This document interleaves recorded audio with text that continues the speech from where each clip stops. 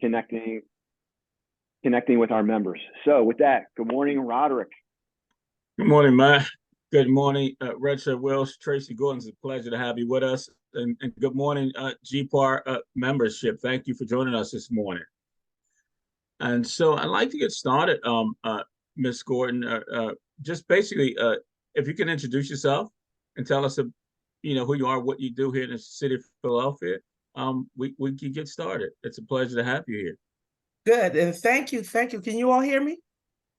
Loud and clear. Okay, good. Thank you all for inviting me this morning. It's a nice morning. Yes, my name is Tracey Gordon, and I'm the Registrar of Wills, and I'm also the Clerk of Orphans Court. For those who you don't know, I began this term close to 4 years ago, and I just serve as your registrar. Basically, what we do down here in City Hall is I oversee the protection of your generational wealth, and so as an elected official, this office is up for election every 4 years. This is a state office, and it falls under the 1st Judicial District. And our job is to just make sure that you all get the best customer service possible in your time of sorrow, and make sure that you can come down to our office and conduct business so you can get access to your generational wealth. And also as a Clerk of Orphans Court, so you can, I issue marriage licenses and retain those records and archives that date back to the 1600s, the wills and estates, and the marriage records go back to the 1850s. So I also act as the steward to protect documents that have to be protected into perpetuity. And so I just wanted to let you all know I'm proud to say that I'm the first administration that has gotten funding that is now in the process of preserving and digitizing historic records so you all can get the access to those records. So that's basically what I do. Thank you all for inviting me. No, it's a pleasure. Thank you for that introduction information. Can you share with us and tell us your path to the Registrar of Wills office? How did that come about, and your focus on public service? Okay, so I was born and raised in Philadelphia. My first years up until the age of 8, I was in North Philadelphia and housing project with my family, my mother and father. My father is the famed producer of the Penitentiary series. He's a producer. He was a producer, writer, and director, so he was very active in just the advocacy of fair distribution of wealth to actors, directors, etc. And my mother and my grandfather and many of the members of my family, they were all police officers, sheriffs, and they all served in the military. So I grew up in a family that has a lot of roots in Philadelphia. And since this is a real estate association, I wanted to let you know that although we started off in public housing, I understood at a very young age the importance of being able to own your home. So my great-grandmother and my grandmother, by the time I was 6 years old, they owned their property. And so I was brought up in West Philadelphia.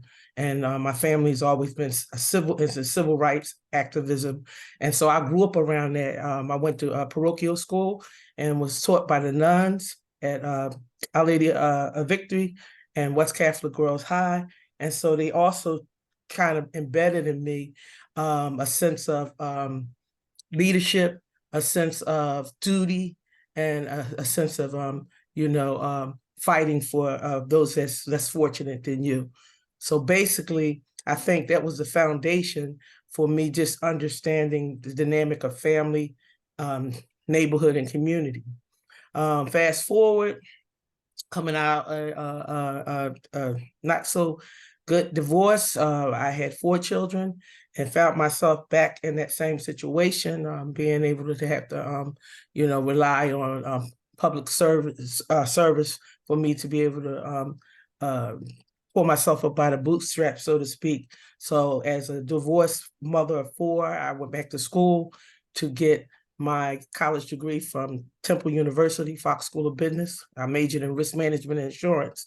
And during that 4 years, I got a chance to save some money, win some scholarships, and had the opportunity to purchase my first home where I live at now for, actually today is my 30th year anniversary. So 30 years, I'm done. So I own my property here in the Cops Creek area of Southwest Philadelphia. And When you burn that note, don't make a big fire, okay? No, I was able to just while I was driving with my daughter who lives in Brooklyn. Congratulations on that also. Congratulations. Thank you. I was able to she heard the last, like this is it. So I could put it on speakerphone so she could hear it. That's accomplishment, so that was it was so okay. So I bought the house in 1994. I graduated with honors from Temple University. I took my first corporate position at an insurance company doing workers' compensation claims. And so I did that, and then I bought my house. I was first to integrate this area, and I noticed. I say, hey, what's going on? I seen some of the services wasn't happening. People wasn't mowing their lawn, so I became the block captain. I finished my 21st year as a block captain, and I start just organizing my block to be clean and giving them distributing to them information about city services. And then I start going around to the neighborhood recreation center, start holding meetings. And then somebody said, I was like, well, potholes. It was like more and more services I seen wasn't coming down to our neighborhood. So I ran for my first office as committee woman. And I became the committee woman. And from there, my whole entire adult life with my children, they all grown, they all own houses all around the Cops Creek area. They had their own businesses. I'm an empty nester with one granddaughter, I'm proud to say. So that made me understand the power of leadership and the power of property value, because, when your community is all dirty and blighted and no services is coming down, then your real estate is going to go down. And so Absolutely. I just start being this loud activist, like going to city council meetings, understanding the dynamics of where I live, understanding who makes the decision, understanding who makes the rule. And then I felt like I could do it better. Yeah. How large is your team that helps you administer and the Register Wills office? How large is the team? And if you could share with the space here, where's your office located in the City Hall? Sure. I have a team of close to 70 employees. I have over 8 to 10 departments. We're located at City Hall, room 180 on the first floor. That's where you come and get all your legal paperwork for the transfer of your generational wealth. That's where you come to probate. Also, that's where I opened an outreach department for the first time in Philadelphia history, Register of Wills history. I now have an entire outreach department of close to 5 employees, including a communication director. And then on the 4th floor is where you would come in City Hall. That's where you would come to get your marriage licenses. You would get your any records that you need, your marriage records. And it's also, if I make a decision as the registrar and you don't agree with it, I'm also the clerk of orphans court. So that's where you would come to file the paperwork to appeal. Okay. And share with us, Tracey, if you can, if you will, what is the estate plan and why is estate planning so important? Okay. So I just want to give you all some statistics before we go into. Okay, that'd be great. Thank you. Before we go into, I guess, the nitty-gritty of the conversation. Okay. First of all, Philadelphia is the 5th largest U.S. citizen with a population of 1.5 million people. This office, the Register of Wills, has been around since the 1600s. So when William Penn came from England and they start divvying up and portioning off land, they came up with a constitution that protected how they transfer their generational wealth when they died. So the Register of Wills has been in existence that long, and I have the physical original documentation to prove it. I go serve as a registrar and I'm the orphans court. Now, Philly has a poverty rate at 23.3% as of a study in 2019, the third highest in the United States and well above the national average of 10.5%. That's super bad. At 53%, and this is 2019, and this stat right here is the one that you all should recognize. This stat has just decreased. Philadelphia's home ownership rate outpaces other Northeast peer cities like New York City, Boston, DC, Pittsburgh, and Baltimore. And that's decreasing every moment we speak. And that's because of the tangled titles, and we'll get into that, and amongst other things that's happening Absolutely. in the city of Philadelphia. So,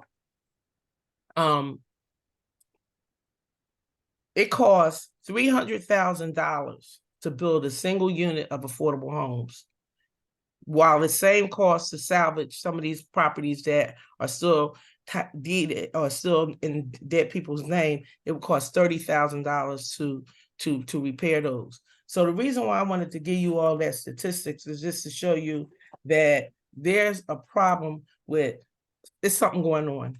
And so let me just tell you about on a national level. 70% of white people have a will compared to 30% of Black families, according to Thomas Mitchell. He's a professor over at Texas. He just went to Boston. 56% of Americans believe that state plan is important, but only, listen to this, 33% of adults in the U.S. have a document that have documented their end of life planning. Like almost, that's a bad number that nobody even thinks of that. It's not in the schools. It's just not a important thing that I believe our government has been able to educate us about. 32% of people, Americans have a will. 32%. 52% of people don't know where their parents stored their wealth. So their parents are now, within the next 25 years, right, there's going to be a transfer of close to, I'm going to get the stats, but the largest transfer of generational wealth is going to happen in the trillions, okay? And so what I'm saying about estate planning is people don't understand the importance of making a will or putting some type of insurance in writing by law. This is by law to teach you and the people that you love to understand that they have to put in writing there's no automatic transfer of wealth. They have to put in writing how they're going to transfer their wealth. The only automatic transfer is if they're married.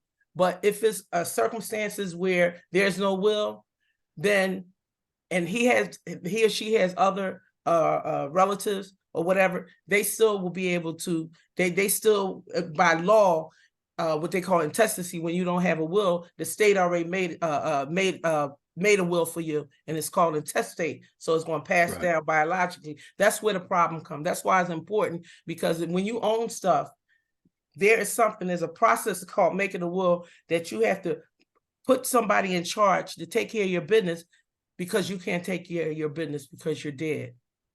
Right. And so you need to plan this. Just like when you bought a house, a mortgage, they made you get homeowners insurance. When you buy a car and you're driving, every jurisdiction of every state in this country, by law, you have to get car insurance.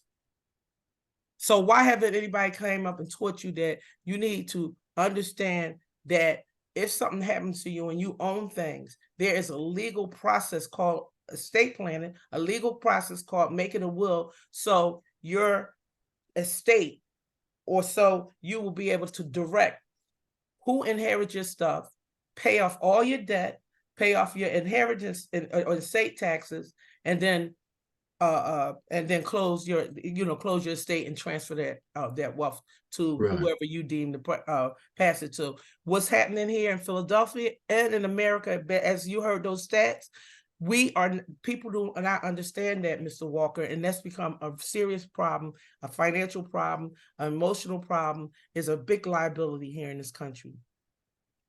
No, thanks for sharing those stats. We appreciate that. And I know you started those programs here in the city of Philadelphia around Tangled Title. How is that going? And after you leave office at the end of your term, have you put in programs and created a model so that moves forward?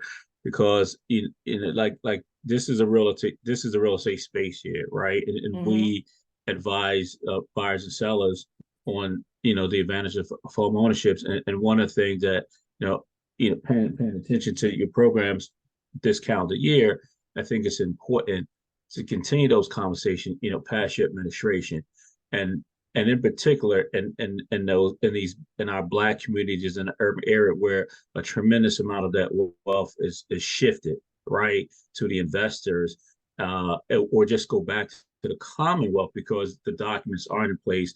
What are those models that you've created that you look forward to being in place past your administration? Because I think, it's my opinion that these are good solutions that need to go forward, and we want to do as much as we can as a community from the real estate side to help move your message forward. And also add this, is impediments for you all to conduct business.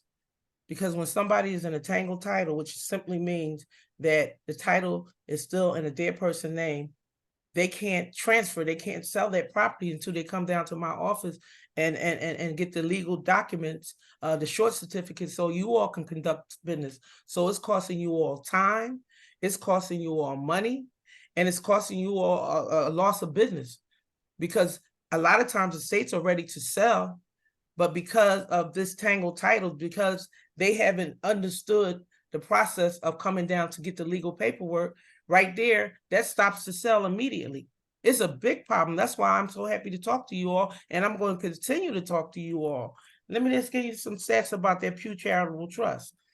According to the Pew Charitable Trust, and I encourage you all, I hope somebody in my staff that's listening would put the link in there. I think you all should read that entire report from cover to cover, because that report is damning. That's the highest concentration of the tangled titles is in North Philly, West, Southwest Philly, parts of the city, Germantown, and the lower Northeast. Now, we already know it's aggressive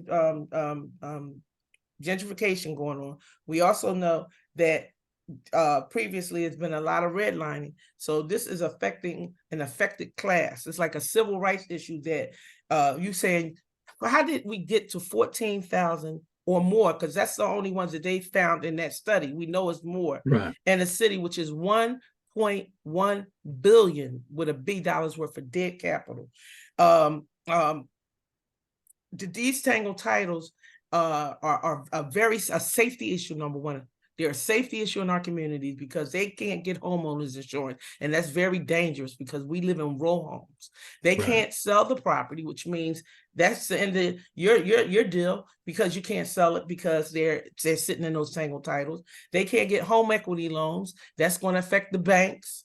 Everything is a system. Real estate has to transfer. They can't pass it down to their children. They can't sell the property. And in most part, that's really a violation, I think, of their civil and human rights, is the fact that they can't get basic system repairs to repair the infrastructure of the house until they get to sell or until they can get the house in their name. And this is what's going on here in the city. And this is why that we need to talk about it and continue to talk about it, whether I'm in office or not, because this is a problem here. It's a big safety issue for us. It says that a study by Dr. Eugenia South from the University of Penn said that if one of these houses was able to get basic system repair grant money, crime would go down 22%. 22%. This is in the study. This is in that report.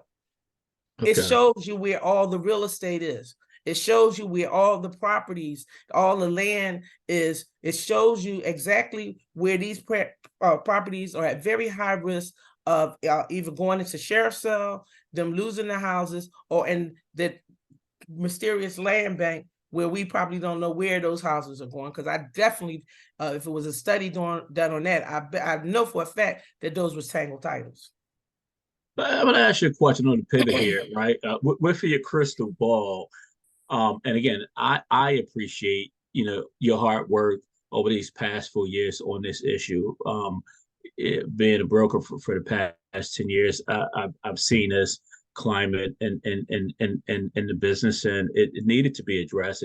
And I thank you for doing this and addressing it. But with your crystal ball hindsight, why do you think this issue of tangled title here in the city hasn't been addressed? And if you could give us that 101 process of what is tangled title. Folks hear that buzzword, but give us a summary 101. What is tangled title?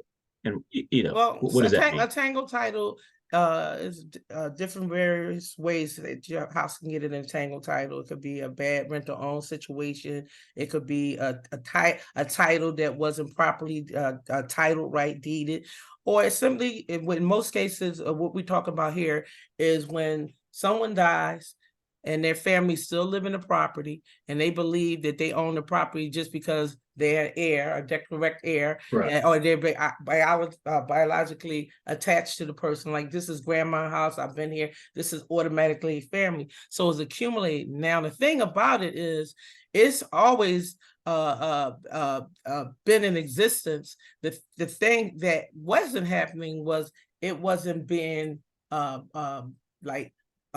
broadcast as loud as I broadcasted, because when I became registered, I took on the responsibility that the reason why I believe it's so many tangled titles is because people don't understand what this office does for them and how we serve them. And so the lack of education after years has been compounded, along with poverty and miseducation of the system, the public school system, and just some dastardly deeds, because now Philadelphia is the hottest land on the Northeast. So why should we educate people about how to protect their generational wealth? So the fact is, I brought it to the forefront, and I made sure that everybody in elected office is put on notice. As a matter of fact, I'll send you all a copy of the letter that I just sent to Governor Josh Shapiro and both of the U.S. Senators, Casey and Featherman, detailing the enormity of this problem and the solution that I have to solve this problem by creating a task force. And I would like to share with you all that letter. We are in discussion because this is a problem that's affecting an affected class. And quite frankly, we're not talking about 14,000 tangled titles. We're talking about 14,000 families. Right. These are layers, grandchildren, children, grandmothers. They're living in these. Where they're going to live? Where they're going to go? How are they going to afford to live when their family owned this property since the 60s, and no one told them how to transfer it, and no one, not even the inner. How about this? How about we're so behind, and that's what I put in this this notice to the elected officials, that it should be when somebody dies, it should trigger a notice to us at the Registry of Wills to say, hey, somebody owns some property, and the vital records just sent this list that these who all have died, and we send a notice to them to let them know that they need to come down to our office and talk about probating the estate. Because guess what one notice they're going to get, whether they get it or not. They're going to get the notice from the Department of Revenue after 9 months that they don't file the inheritance and estate taxes. Right. And they're going to be hit, unbeknownst to them, with interest and penalties. Right. Every day. So that means if these tangled titles has been 9-10 years or stuff like that, after the 9th a month of the death of the person, and no one comes and files any inheritance tax, it's accruing penalties. And how's that fair when people are living in a house and they don't know that they're sitting there accumulating all these penalties? So what I did was, when I came in office, is I did several things. So I went out on just a crusade. And mind you, when I took office, the pandemic shut everything down 3 weeks later. Everything was shut down, the whole world. And within 3 weeks, my administration was back open and issuing marriage licenses by way of Quaker marriage the only one in the country issuing marriage licenses, because I believe that the essential workers need to get married. And two, I was the first office in a Commonwealth, probably the country, that now offers virtual citation hearings, so you don't have to come out your house to hold hearings to get access or to become the administrator. And that program is still going on. The second thing that we did was we went to city council and asked for budgets. I asked for budgets to start the probate deferment initiative. And this is an initiative that was brought to me. The attention was brought to me by the community legal agency, saying that the reason why they're having problems with untangling the titles that they're assigned to is because of the fees. The clients could not afford the fees because, again, they're poor. And so I came up with a program that we would defer those fees, which range between like $500, depending on how big of the state. And then I partnered with another government agency, the recorder deeds is where the actual transfer happened. His name is Commissioner Jim Leonard. He waives the fees, and then we would refer these clients directly to one of those community legal agencies, which last year we convinced the city council to earmark more money to them, and they, under the Neighborhood Preservation Initiative, and by Darrell Clark, Councilman Darrell Clark, they issued $7.6 million to those organizations so they can hire more people, so they can help more people get out of the tangled titles. And then ever since then, I've just been on a crusade all across the city to get the information out via lectures and these Zoom meetings. And hopefully we're going to send you all the information so you all can begin to teach, because it's a partnership here. And we can make history here in Philadelphia, and we are going to make history, because I believe that glass is half full. We're going to help these people get out of these tangled titles. Simultaneously, we're going to teach people how to make wills. Yeah, that's good. This is really good information, Register Gordon. Really good information, because, as I said, these are major issues in these communities and need to be addressed. As I'm sitting here talking to you, when we talk about just the economics here, because those titles are tangled, those owners can't take advantage of the tax incentive, homeowner tax incentives in the city of Philadelphia, which has been a big issue over the past few years. And so you're right. If they can be cleaned up, those homeowners can go and take advantage of those homeowner tax benefits as well, which continues to preserve generational wealth for the families. And let's talk about family dynamics, because the numbers the numbers are there, and we need that. But let's talk about that little granddaughter that may have a disability and needs a stable home, a stable school, a stable neighborhood. Holidays are coming up. They need a place where they can feel safe. The family owns the house. The grandmother, grandparents, mother, father, uncles bought the house, and that's where they lived all their life. That's all they know. Okay. Why wouldn't we want, that's what government's supposed to be. The government is supposed to be here to help you, not hurt you. Right. And so I do believe that the council of local government here has really heard what I said. They earmarked $250,000. So I started a unit called the Probate Deferment Initiative. I have hired an attorney Ronald Presley. He's listening right now.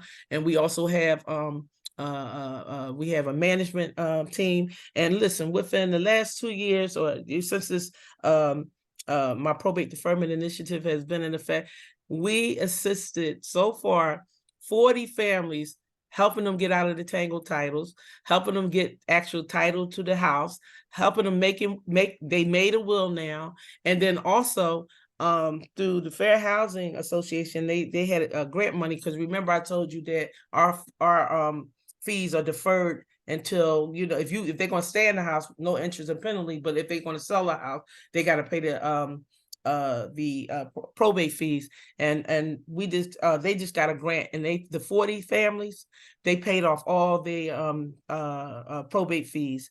And then in addition to that, we referred 300 families to the community legal agencies that are getting the assistance right now to help them. So this initiative has been funded by City Council. I hope, you know, whoever succeeds me, I hope they continue the program. I'll certainly be available to help them understand it. And I'm going to be here in the city of Philadelphia continually partnering with you all, because this issue should not go away. We have right now a window to make history to be the one of the poorest largest city. Aren't y'all tired of hearing that? It's Right. not that poor. The poorest largest city. Do you imagine if we were able to get those people, those families, access to those single titles in one swoop? How much the value of our land would go up around here? $1.1 billion worth of debt capital would be released. The crime rate will go down 22%. That's not my study. That's the University of Penn study. Exactly.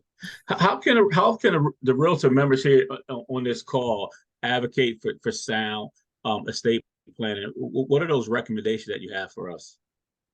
Again, read the study. We're going to send you all the links. Read all these studies, right? Because this is not only a problem in the city of Philadelphia, it's a problem across the country. They just call it air property. Read the study. I thought something like this. I felt that you all should be able to advocate. Another one of my employees, he's on Mr. Kyle Sampson. He heads the realtors.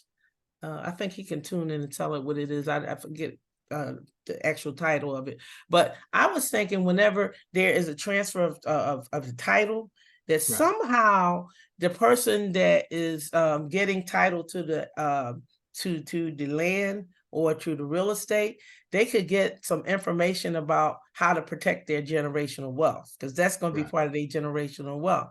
So one of the things that Councilwoman at Large Kathy Gilmore Richardson did, and we partner with her, was now by law, funeral homes by law have to provide information to all the clients that come in to use their services. In other words, they have to put the leaflet in there to let them know, you know, by law, hey, if this property is involved, if the person died with the property, here's the Registrar of Wills office, and it doesn't give them any legal information. It just tells them where to go and tells them where to go to the recorder of deeds. I think you all could advocate for that when you all do, and I mean, y'all all have your own way that y'all sell property as realtors. You know, it wouldn't be hard to, I mean, you can download all this stuff on our website, but we have all types of literature. We'll send you all the links that you can actually give it to people and say, here, as a matter of fact, you all need to get or bring me on so I can give you the course. I created a course that breaks down every unit, and I have them come on and give out their personal phone numbers. So when you all need to conduct some business and need to get your clients to the right people, I'm giving you direct access to it. So all I'm saying is I would like for you all to bring me on, or, you know, I don't know how to become a member. I'm certainly not a realtor, but at least, you know, it's a discussion that you all need to make, because like I said, you know, if you want to be selfish, you'll make more money quicker. And if you want to be humane, you're helping somebody preserve their generational wealth. Absolutely. No, this is really good information. It is. Kyle, he is the commissioner on the Pennsylvania Real Estate Commission, and we'll come and meet. We'll come back and he'll tell you all about that commission, because you all should be familiar with that commission. No, thank you. I appreciate that. Yeah, yes, and we like to, you know, to partner and bring you back as much as possible, as much as you'll come back in this space and talk to us. This is good information, and to your point, is what we need to do to provide, you know, good services for the real estate community and these homeowners here in the city of Philadelphia, because it's a goal. And you've touched on a variety of different benefits, you know, taxes, insurance for the property, right? Maintaining the generational wealth. Yeah, a lot of good benefits. Thank you. So, and we're coming up on an hour, Register Gordon. And what I'd like to do now is open the space up for some questions from our panel here. We've got a huge number of participants. And so I want to thank you for coming on and sharing the information. I'll be in touch, going forward. And we're here to help you continue to get the message out on the benefits of estate planning. So don't, post your office. Please don't hesitate to reach out here to the association because, like you said, it's a partnership, and we're glad to be partnered with you in this endeavor. So thank you again for your time. I'm going to turn it over to Matt. I want to give everybody my cell phone number. Okay. If you text me, I will respond back to you. My cell phone number, and somebody can put it in the chat for me because I was just looking for the chat. But my cell phone number is 267. Okay. 235. Okay. 00. Okay. 91. That's my direct cell phone number. And my direct email is, thank you, Tracey. And don't forget the EY.Gordon@phila.gov if you want me to come out to any of your organization. If you send your client, it's a package. We'll make sure we provide them with a package. A one-page package. The importance of making a will, or you all can send it over to you all have attorneys. Come up with packages. We got to spread the news, and you got to make people smarter. You got to make people wiser. It's going to make you all more money. It's going to make it's going to make the work, the process of the work. That's the point. The process of the work, because a lot of times when you tell them that they got to go get short certificates on the register of will, and the first thing they think, I got to get a lawyer. And then, I'm poor already, or I'm trying to do this transaction. I live outside the city. I just want to sell mom's house. I didn't know my sisters and all. It just, if they come to our office, if they email me or whatever right now, you can text me. It's an easy process that you don't need an attorney if you make a will. The reason why we always need the attorneys, I'm not saying that we put attorneys out of business, because when you make the will, you should go to consult with an attorney to make the will. And a lot of times, some things can be complicated. I'm trying to tell you that if you make a will, you go and tell your executor where the will is. It's going to be easier for you and your clients to make the transfer. No, this is really good information. And my email, I'm sorry, Tracey.Gordon@phila.gov. That's my email address. Okay.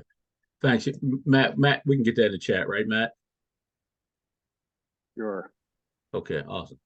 Hey, Matt, I'm going to turn register Will Gordon. And again, I want to thank you before we sign off. We've got about 15 more minutes here, but we're going to open it up to some questions here. I want to thank you. And again, we'll stay in touch and we'll continue to reach out and spread and advocate for the homeowners here in the city of Philadelphia. So I want to thank you for sharing part of your morning with us this morning. Thank you, Matt. Turn it over to you. All right, great conversation here, great tips. And I think one of the key things that maybe we should be taking away, the most simple of things, just look at your family. Tell your family where your will is at. I think there's some really simple stuff here. It can get very technical really fast, but there are some very basic things that if you've already have created a will or you have older parents, just talk to them. Because like I'm looking right here, I'm at home, I'm at my family desk, and here's my dad's will right in here. So I've been dealing with some stuff this year. So anyway, enough with me. Let's get into the but question. At least listen. So you're part of the 35%, 33%. And you should be applauded for that. And so should your father, But even with the will, sometimes it's complication. That's why you got to consult with an attorney to make sure it's right. But at least it's a start. It's a start. It's not the automatic transfer of wealth. When y'all sit down there and make those title transfers, that's when you should have a conversation with them or be able to give them some type of leaflet. You can certainly take our leaflets and just duplicate them. The leaflets, circulate them. Right. Yes, that's it. It's public information. All right, so we got some nice comments in here about the professionalism of your office and how folks have had ease of going in there and working with them. So it's always great to hear that. You know, that a lot of it doesn't get focused towards City Hall. We know that for sure. It's usually the complaint-driven type stuff. So it's always great to hear a compliment.